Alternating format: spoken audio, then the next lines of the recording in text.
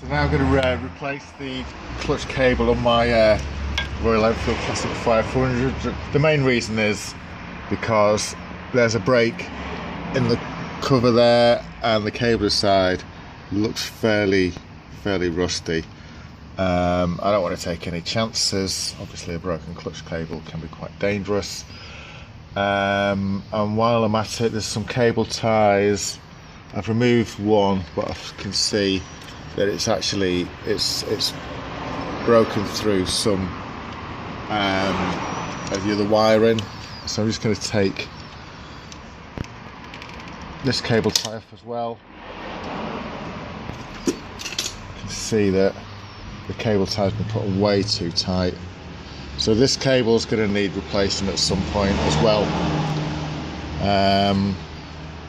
Temporarily though, use a bit of black insulation tape, and this will just keep it covered and keep the wiring inside safe.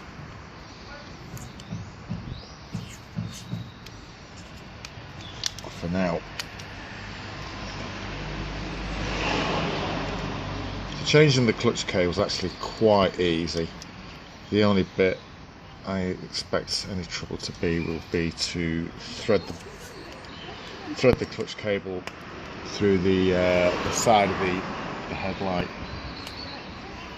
That's going to be a bit awkward because there's quite a narrow gap. Might have some long nose pliers. I think they'll help. So just a tiny bit of more tape to go on now.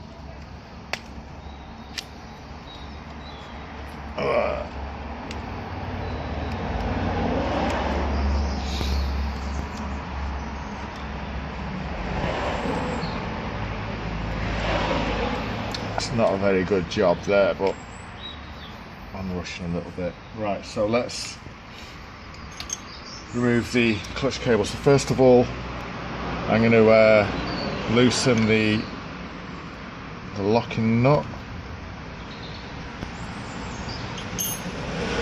Take that right back, and it's going to allow me to push the cable through and then disconnect it from the clutch fitting at that end. And then I have to remove this rubber cover, which has just gone flying off somewhere. We shall retrieve that later.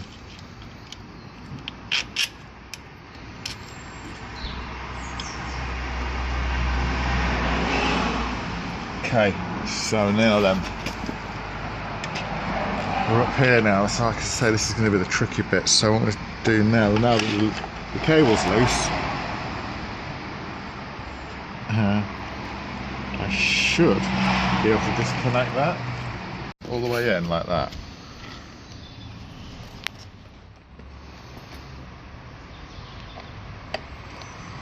Right. You get all that?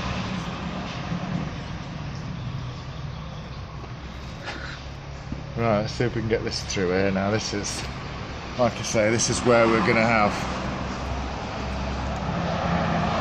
the major tricky issue with the new cable. It's not going through easily, I can tell you that much. So I'm imagining I'm going to have a bit of a problem with this. So there's the old clutch cable. This is my brand new one. So just remove the rubber and one of the bitty nuts at the end. Okay, so I'm going to do it in reverse this time. So this is the bit where I'm expecting to have trouble, because as all Enfield owners will know, there's no space to do anything in these bikes. This is difficult.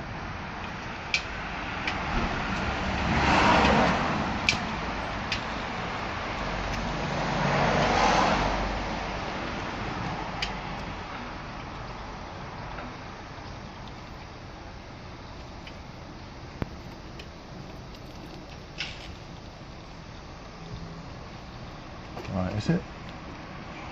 Tell you what, might make it easier.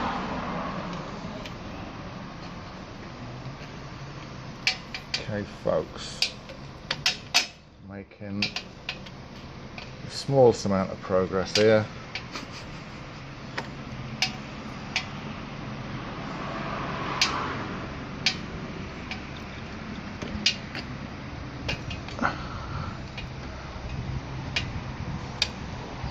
Would you believe it?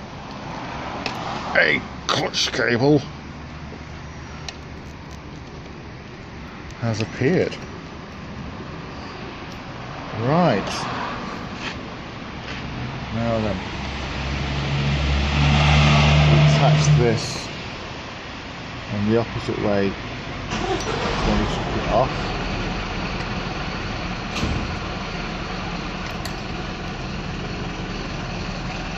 Get this back in here.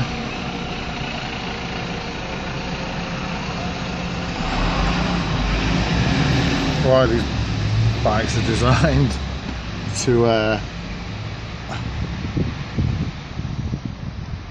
be as fiddly as anything, I don't know. There we go. And this.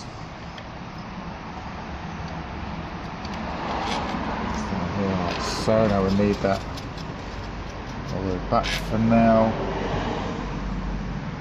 There's the adjusting nut to put on.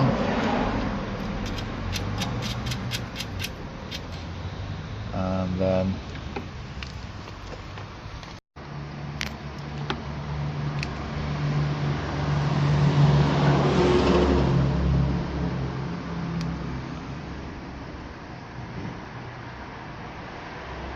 yeah, need any engine mechanical skills for this, but you need a lot of patience. Right, okay, so now it's just sorting out the tension. So it's supposed to pull more than that. Turn it on a bit. It's looking better, and I can remember where the old one was. This is getting very similar to it now.